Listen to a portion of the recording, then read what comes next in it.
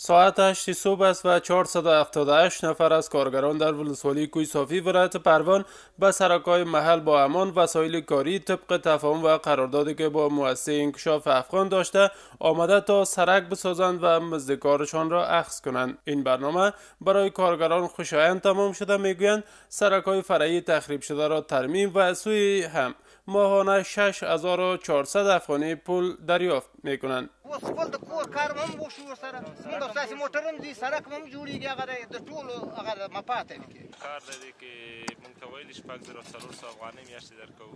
نو یې کړی نو دا لاسونه بیا نه تڼاکې کېدل خو کار هم کړی دی چې لاس هم تڼاکې شي. اینجا مسئولین مؤسسه میگویند کارگران 5 ساعت کار میکنند و این برنامه 4 ماه دوام خواهد داشت. تقریبا 478 نفر کار میکنه که اینمی تقریبا 17 کیلومتر سرک است که بری سرک باید 5.5 متر باشه و یک تا جویچه هم در اینمی بغل سرک داره.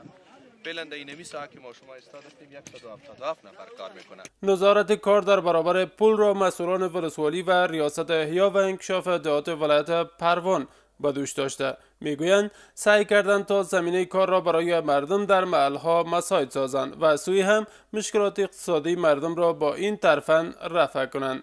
سرک بیخی ګډوډ و کته سرک خو بیخي لاره سرک نشته دی نو هلته به انشاءالله نوی سرک جوړیږي او داخل به دې سرک نه مستفید کیږي.